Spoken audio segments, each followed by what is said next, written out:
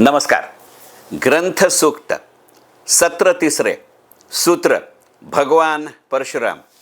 आजचं आपलं पुस्तक हिंदी कवी रामधारी सिंह दिनकर यांचं परशुराम की प्रतीक्षा.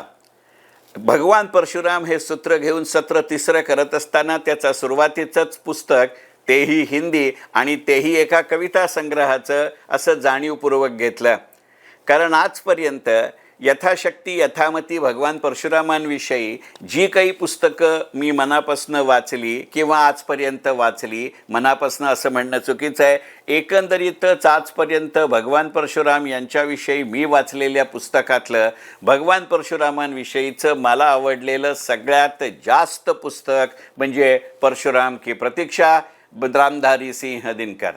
भगवान परशुराम म्हटल्यानंतर आपल्या मनामध्ये जी त्यांची निर्माण होणारी प्रतिमा आहे त्यातलं पहिलं प्रतिबिंब की त्यांनी 21 वेळेला पृथ्वी निक्षत्रिय केली अशा स्वरूपाची आहे. म्हणजे जन्मानं ब्राह्मण असले तरी आयुष्याच्या एका टप्प्यावरती वृत्तीनं आणि कर्मानं असा असलेला मनुष्य, किंवा जसं एका ठिकाणी त्यांचं वर्णन केलं गेलं आहे महाभारतामध्ये की ब्राह्मतेजाकडून क्षात्रतेजाकडून आणि क्षात्रतेजाकडून विश्वकर्म्यापर्यंत गेलेला ऋषी, एकमेव ऋषी म्हणजे भगवान परशुराम, यातल्या एका पैलूचं इतकं प्रत्ययकारी वर्णन रामधारी सिंह दिनकरांव्यतिरिक्त दुसऱ्या कोणीही केलेलं नाही आणि ते पद्यातनं येतं. हे त्याचं अत्यंत महत्त्वाचं वैशिष्ट्य आहे. पण या पुस्तकाचं एवढंच वैशिष्ट्य आहे अशातला भाग नाही. रामधारी सिंह दिनकर हे हिंदीतले एक अग्रगण्य कवी. 23 सप्टेंबर 1908चा त्यांचा जन्म आणि 24 एप्रिल 1974चा त्यांचा मृत्यू. आज आपण 2026 साली या पुस्तकाचा विचार करतोय, म्हणजे जवळजवळ त्यांचा मृत्यू होऊन सुद्धा 52 वर्ष झाली आहेत. या पुस्तकाची पहिली आवृत्ती 9 जानेवारी 1963 रोजी प्रसिद्ध झाली आहे. मी तारीख पुन्हा म्हणतो, 9 जानेवारी 1963. आणि याची दुसरी आवृत्ती 7 मार्च 1965 रोजी प्रसिद्ध झाली आहे. या दोन्ही आवृत्त्यांना एक विशिष्ट अशी पार्श्वभूमी आहे आणि खरं सांगायचं म्हणजे ही पार्श्वभूमी डोक्यात ठेवूनच रामधारी सिंह दिनकरांनी त्या वेळेला या आवृत्त्या प्रसिद्ध केल्या आहेत. 1962 साली आपलं चीनशी युद्ध झालं. आपण ते युद्ध हरलो होतो. 1965 साली आपलं पाकिस्तानशी युद्ध झालं. ते युद्ध आपण जिंकलो, पण आपण तहात हरलो. आणि त्यावेळेला त्या तहाच्या वाटाघाटी करताना मॉस्कोमध्ये आपल्या देशाच्या द्वितीय पंतप्रधानांना म्हणजे लालबहादूर शास्त्री किंवा शास्त्रीजींना आपल्याला गमवावं लागलं होतं. याची तीव्रतम बोच असल्यामुळे रामधारी सिंह दिनकरांनी परशुराम की प्रतीक्षा हा काव्यसंग्रह लिहिलेला आहे. याचं कारण असं आहे की रामधारी सिंह दिनकर असं म्हणतात की भगवान परशुराम आणि पहिले बाजीराव पेशवे ही दोनच माणसं भारताच्या इतिहासामध्ये अशी आहेत की ज्यांनी आयुष्यात जेवढ्या लढाया केल्या ती प्रत्येक लढाई ते जिंकले. निदान आयुष्यात त्यांच्यावर कधीही यांची बाजू पडती आहे म्हणून तहाची बोलणी करावी लागली नाहीत. आणि अशा वेळेला परशुरामांनी पुन्हा एकदा जन्म घ्यावा, संभवामी युगे युगे या तत्वाचा परिहार करावा, म्हणून परशुराम की प्रतीक्षा असं त्याचं गणित आहे. आणि त्यावेळेला त्यांनी केलेला दुसरा उल्लेखही अत्यंत महत्त्वाचा आहे की परशुरामांनी परत यावं असं त्यांनी का म्हणावं असं वाटलं. तर रामधारी सिंह दिनकर असं म्हणतात, आपल्याला कल्पना आहे की 1960च्या दशकामध्ये आपल्या देशात वारंवार चर्चा व्हायची की नेताजी सुभाषचंद्र बोस हे अजून जिवंत आहेत आणि ते आता लवकरच भारतात परत येतील. म्हणून ते जर म्हणले की नेताजी सुभाषचंद्र बोस जर परत येणार असतील तर नेताजी सुभाषचंद्र परत यायला माझा विरोध नाही, पण आत्ताच्या या पराभूत मनस्थितीमध्ये भगवान परशुरामांनी परत यावं, मी त्यांची वाट बघतोय, अशा अर्थानं परशुराम की प्रतीक्षा असं आहे. म्हणजे कवितांना कितीही आपण म्हटलं की जो न देखे रवी वो देखे कवी, तरीसुद्धा परशुरामांच्या आयुष्याची इतकी वेगळ्या पद्धतीनं मांडणी हे अत्यंत विलक्षण आहे आणि म्हणूनच भगवान परशुराम हे सूत्र धरून ही ग्रंथसूक्ताचं सत्र करत असताना मी घेतलेलं हिंदी कवितेचं अत्यंत महत्त्वाचं रामधारी सिंह दिनकरांनी 1963मध्ये पहिली आणि 1965मध्ये दुसरी अशी आवृत्ती प्रकाशित झालेलं पुस्तक परशुराम की प्रतीक्षा. हे मूळ पुस्तक उदयाचल प्रकाशन पटना यांनी प्रकाशित केलं आहे. आता त्याच्या पेपरबॅक्स आवृत्त्या ऑनलाईन पद्धतीनं लोकभारतीच्या उपलब्ध असतात. त्या दिनकर ग्रंथमाला या नावानं प्रसिद्ध होतात. हे 92 पानी पुस्तक आता 199 रुपयांना मिळतं. त्यातही रामधारी सिंह दिनकरांच्या 5 पुस्तकाचा संच हा 990 रुपयाला ऑनलाईन पद्धतीनं उपलब्ध आहे. परशुराम की प्रतीक्षा. मुखमे वेद पिठपर तर्क सकर्मे कलीन कुठार सावधान ले रहा परुषुधर फिर नवीन अवतार. हे जे परशुरामांचं प्रसिद्ध वर्णन आहे, या वर्णनाचा शब्दकार किंवा कवी म्हणजे रामधारी सिंह दिनकर.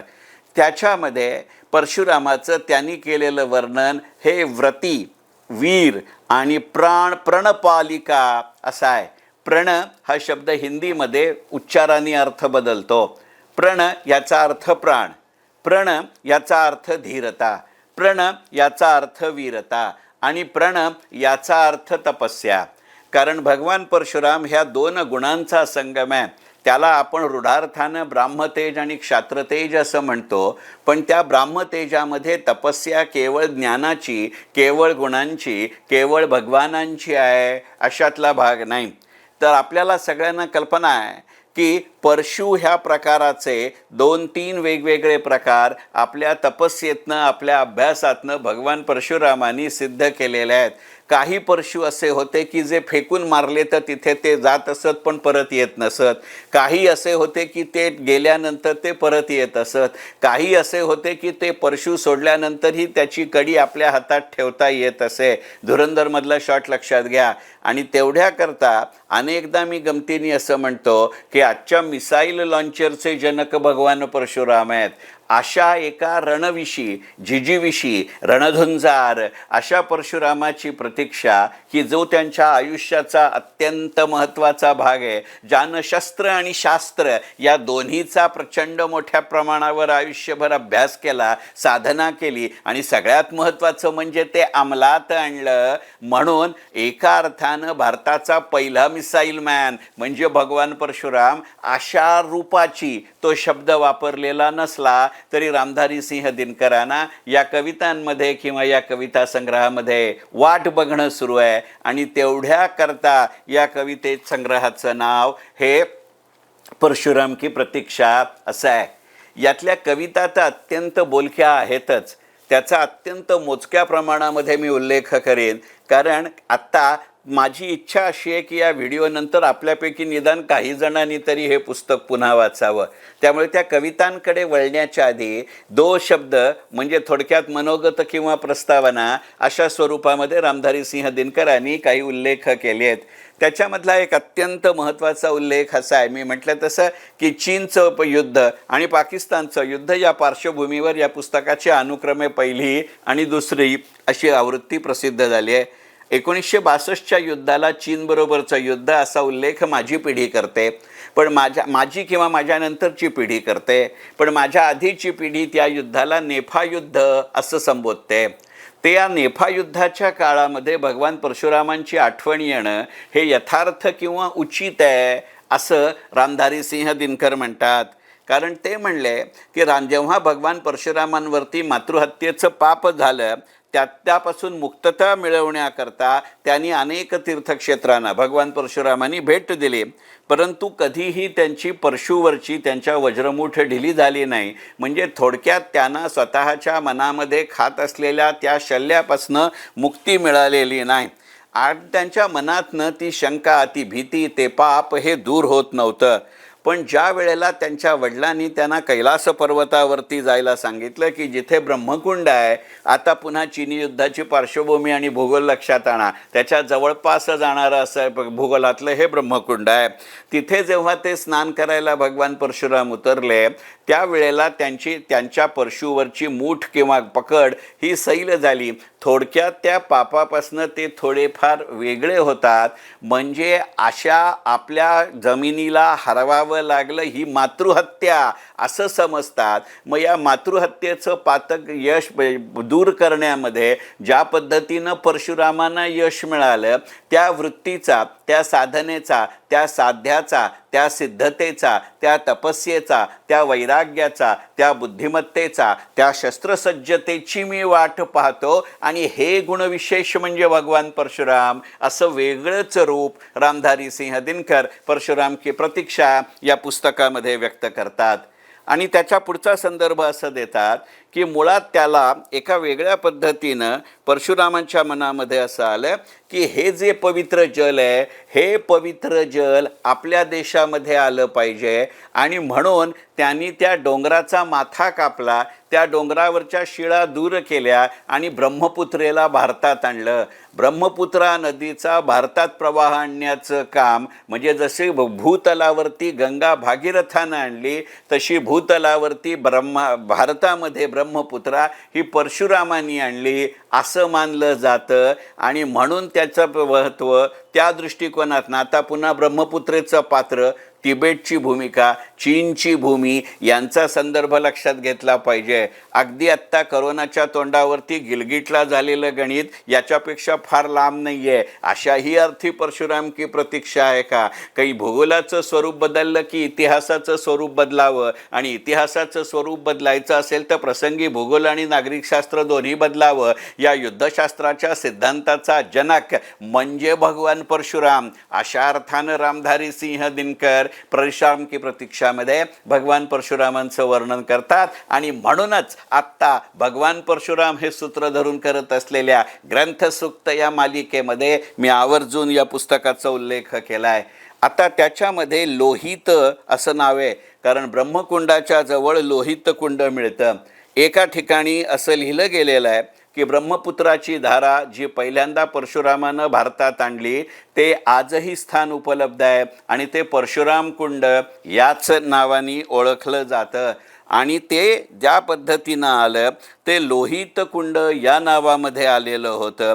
आणि म्हणूनच ब्रह्मपुत्रेला लोहित या नावानंही ओळखलं जातं. आणि कालिदासाच्या साहित्यामध्ये जो लोहित असा शब्द आहे ते या ब्रह्मपुत्रेचं वर्णन आहे. हे गणित भगवान परशुरामाच्या निमित्तानं रामधारी सिंह दिनकर आपल्यापर्यंत पोचवत असतात. आणि त्याच्याशी संबंधित असा दुसरा शब्द म्हणजे शोणित असा आहे. शोणित म्हणजे लाल किंवा रक्त.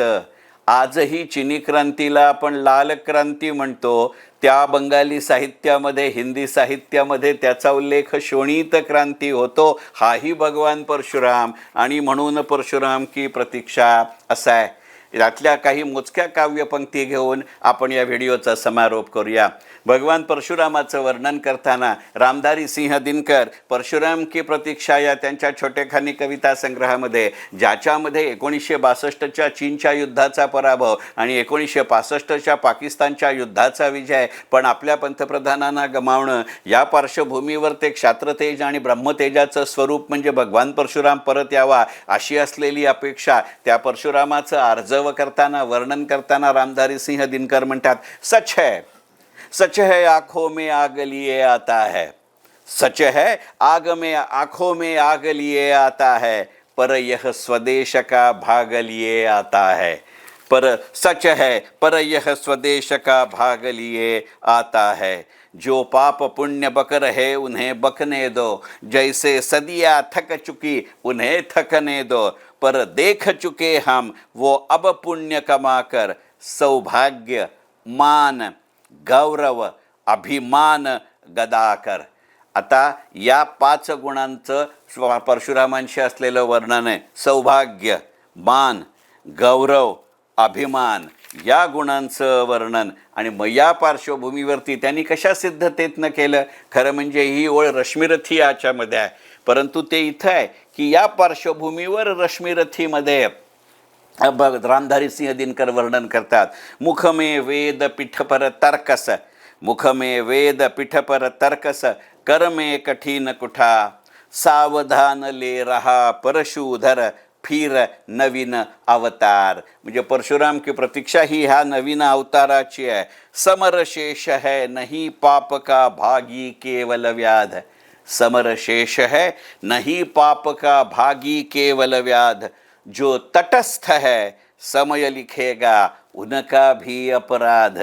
आत्ता जी काही सगळी युद्धगणितं सुरू आहेत त्याच्या पार्श्वभूमीवरती आवर्जून विचार करावा. एवढ्याच करता रामधारी सिंह दिनकर यांचा कविता संग्रह 1963 साली ज्याची पहिली आवृत्ती प्रसिद्ध झाली, 1965 साली ज्याची दुसरी आवृत्ती प्रसिद्ध झाली, असं 92 पानी 199 रुपये किमतीचा, पण त्याहीपेक्षा सुद्धा परशुरामांना एका अत्यंत वेगळ्या स्वरूपामध्ये पेश करणारा असा रामधारी सिंह दिनकरांचा कविता संग्रह परशुराम की प्रतीक्षा. मनपूर्वक धन्यवाद. ग्रंथ सूक्त.